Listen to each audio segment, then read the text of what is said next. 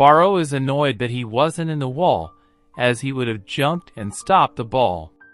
However, Isagi knows that Rin only shot above his head because he was in the wall, and if it was Baro, he would have taken a different shot. Isagi then realizes that he can use himself and devour himself to beat Rin. As Baro and Chigiri argues each other, Nagi states that in order to stay in the game, they must score the next. Hearing this, Isagi gets fired up and tells him that this is way too early for them to play the last game. The game continues. Baro rushes forward but sees that Isagi is following him with the ball, and wonders that it's rare for Isagi to keep up with his movement, guessing that he is telling him to get past Tokimitsu. Baro then attempts to pass him, but Tokimitsu sticks to him and doesn't let him go. The two then see how Isagi passes by them, and Baro realizes that Isagi used him as a decoy. Bachira then catches up to Isagi and tells him to not leave him behind. Seeing this, Nagi asks Isagi to pass him and wants him to do one too. Baro also tries to free himself from Tokimitsu and wants the ball. However, Isagi knows that Rin can see those options as well and is waiting for them. Isagi was waiting for people to cluster like that, and as everyone is focused on how he will pass, Isagi takes a long pass into the open area, making Chigiri run for it. As everyone wants to get a pass from Chigiri, they all run towards the goal, trying to find a position for themselves. Isagi waits for a moment to disappear from Rin's vision, and then takes a diagonal run towards the post. Isagi then asks Chigiri to pass him the ball, and he sees that and passes him, a pass that would give Isagi a chance to take a direct shot. As the ball comes, Rin appears behind him, managing to react to the pass and get himself in position to block Isagi's direct shot. However, Isagi was anticipating this as well, and instead of taking a direct shot, he takes a reverse direct backheel shot, a play Rin didn't anticipate. Isagi scores and equalized the game 4-4.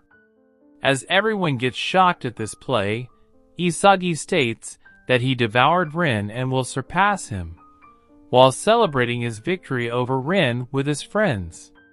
Baro wonders if this was all seen by Isagi, and Isagi confirms. He explains that his plan was originally to take the shot from the post, but then assumed that Rin will be able to see it and block it. But to block it, he would need to take a step across him, which would allow him to take this heel shot. The goal was risky, but he believed in Rin's abilities and decided to take it. Baro notes it was a gamble, and if he missed, they could have counterattacked, but Chigiri states that only stuff like this can work against Rin. As their last play inches closer, Team White gets fired up and states that they will crush them. Isagi tells them that they are still tied in the game, and if they don't win, this will all be meaningless. Bachira wonders what bit of ego is he missing to be able to catch up to Isagi and Rin. He came to Blue Lock to find a monsters, a friends with who he can play. However, his ego doesn't seem enough to get him to where they are. As the next goal will decide the game, Rin tells his teammates to give everything they have in the next play, and he will draw them a goal with their efforts. As the game continues, Baro and Chigiri pressure Tokimitsu to stop them from doing their previous play. As a result, Isagi expects Tokimitsu to return the ball to Rin, and he to attempt and intercept it. However, Rin manages to keep the ball and gives a high pass to Airyu. Nagi knows that he doesn't have a chance when the ball is at its highest point, and doesn't jump when Airyu jumps. He times it when the ball is high enough for him to reach and jumps, and steals it from the air. However, Aryu, with his long legs, manages to reach it and steal it again. Isagi covers Rin and Aryu sees that, but he then gives a pass to Bachira, who is free. Bachira feels he is being tested and wonders what to do. He asks his monster on what to do so that Isagi and Rin acknowledge him. But as he wonders, Chigiri comes and clears the ball, which then reaches Barou. As this isn't typical for Bachira, Nagi wonders if he is losing on purpose. Nagi suggests that Bachira shouldn't think he will be chosen even if he loses. At the moment, Nagi doesn't believe he needs Bachira in his current state. If they win, Nagi wants Rin, and guesses that Isagi feels the same way.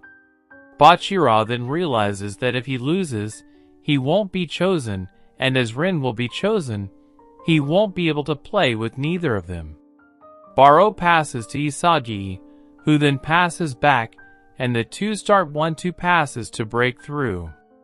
Bachira is desperate. He doesn't want to lose the game as he will lose his friends, and doesn't want to be alone like before. Bachira recalls his mother's words, and wonders in what he believed in. His mother then tells him it's his true inner voice. Wanting to trust his true inner voice, Bachira pressures Isagi and Isagi is forced to pass to Chigiri, so that he doesn't lose the ball to Rin.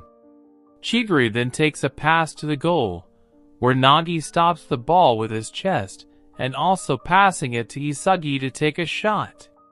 Bachira is desperate, and doesn't want the game to end, so that he gets one more chance to prove himself. Isagi then takes the shot, aiming in the top right corner. However, Rin appears there and blocks the shot. The ball then reaches Bachira, who starts a counterattack. Bachira tells his monster to not come out as when it's out. He unconsciously looks for him. Thanks to him, he wasn't alone, but while looking for him, he lost touch of his own voice and started playing football to find someone.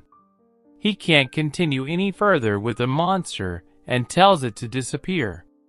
Isagi faces Bachira, and the monster appears next to Isagi. Seeing it, Bachira realizes that if someone was there, Bachira could get in behind Isagi. Bachira gets annoyed, as he can't shake of his habit of looking for the monster. When he came to Blue Lock, Isagi became his monster and Bachira became someone who couldn't play football without Isagi. Bachira realizes that if he doesn't break free from the monster, he can't move forward and won't be able to hear his voice. The monster then suggests passing to Tokimitsu, but Bachira refuses to pass again to the monster. He then decides to play alone and score himself, and managed to get behind Isagi using a nutmeg. As Bachira's play is super aggressive, Isagi feels that something has changed. Chigiri then appears in front of Bachira, and the monster suggests passing to Aryu. However, Bachira again refuses, and uses another nutmeg to pass Chigiri as well. Barou then attempts to stop Bachira, but he again uses a nutmeg and passes him as well. Nagi then faces Bachira and Chigiri, and Barou are on his sides. Rin then frees himself and waits for an easy pass from Bachira. However, Isagi sees that and sticks to Rin to block him. Barou and the rest notice that the enemy team had left their field open, and they just need to take the ball from Bachira. Bachira then lifts the ball, making everyone realize he intends to continue playing alone. Isagi then realizes Bachira is the last piece, and he needs to devour him to beat Rin. Bachira recalls how much joy he had when he was young and played with the ball, being one with it.